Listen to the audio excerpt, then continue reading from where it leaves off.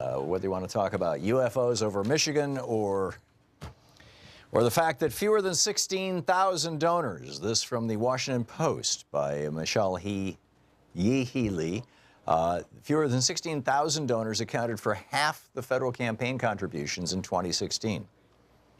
Half. Super PACs spent $1.1 billion in our last election.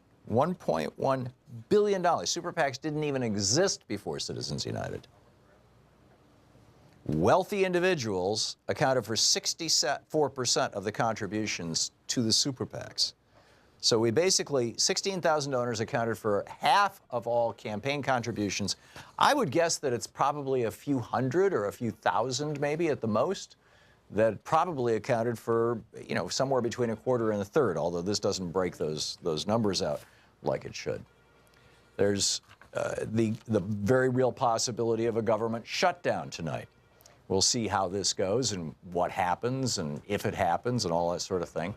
But the last time we had a government shutdown was when President Obama was president. This was in October of 2013. And the Republicans shut down the government because they wanted to destroy the Affordable Care Act. And it lasted, you know, about 2 weeks, as I recall. According to Standard & Poor's, Haley Miller, writing over at the Huffington Post about this, according to Standard & Poor's, that shutdown, that 2-week shutdown, cost our U.S. economy $24 billion. Of course, as long as, you know, the stock market keeps going up and the rich keep getting rich, Republicans don't care. 850,000 federal workers were furloughed. That means time off without pay. Now, Congress can retroactively return their pay to them and usually does after these things, but they can choose not to, too. All national parks, zoos, and monuments, as well as Smithsonian museums, closed. Now, the Trump administration knows that the national parks are probably the most visible. You know, this is what the news media love to go to. They'll go to a park and interview a bunch of people standing in, you know, in their cars lined up to get into Yellowstone after the gate is closed with a "Sorry, we're closed" sign, and interview them. So they're trying to avoid a bad photo op, basically. But, you know, we'll see. Thousands of food inspection workers furloughed, public health science international programs that ensure meat, poultry, and egg products from foreign countries, and I would add fish, are safe. We won't know, you know. Shut the government down, inspections stop. CDC, the Centers for Disease Control, in 2013, they shut down their influenza testing program, including the testing labs and the tracking of flu across the country. And we're in the middle of a national flu. I don't know if it's not a pandemic, but a serious case of national flu right now. Passport offices, small business loan offices, IRS call centers. You want to call the IRS and ask how to do your taxes now that things have been turned upside down so that, you know, $1.5 trillion of national debt could be handed off to billionaires? It does affect all the rest of our taxes. The IRS isn't going to be answering the phone. Sorry. Federal mortgage approval? No, you're not going to get that. You got to, you know, veterans and unemployment benefits, your check may or may not arrive. During the 2013 shutdown, she writes, reviews of veterans' disability applications slowed significantly. Now, the Post Office, Air Traffic Control, TSA, the Post Office, not because it's considered an essential function, although I would consider it that, but because it's independently funded. Post Office doesn't take any government money. The Post Office runs off the cost of stamps, something most Republicans don't even know. So the Post Office won't shut down. TSA, police departments, things like that, they're considered critical.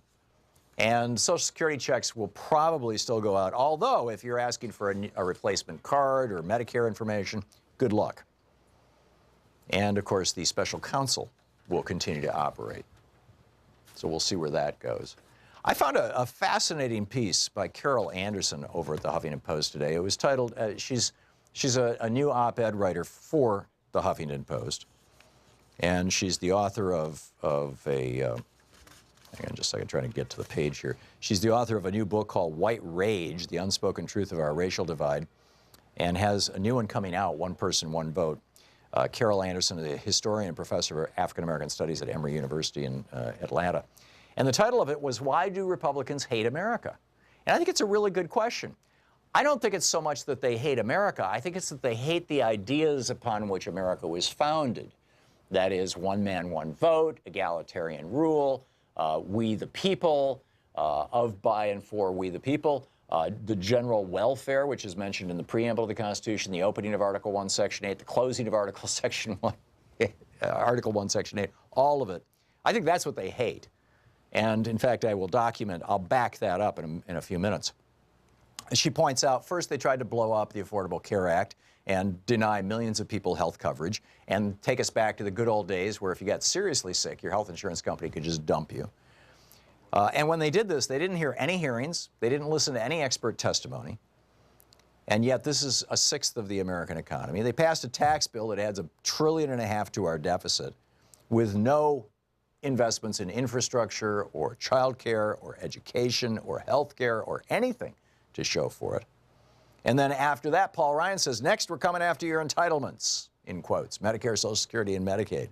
Yep, that's what the Republicans are after. The 9 out of 10 Americans over 65 who get Social Security and the 49 million Americans who are on Medicare right now. They removed protections, the Republicans removed protections for students against predatory school loan lenders. In August of last year, they sheared millions of acres from public parks so that they could sell them to the highest bidder. They are appointing nominees for lifetime appointments to the federal bench who are demonstrably unqualified, according to the American Bar Association, unqualified. They lied to the American people about so-called voter fraud.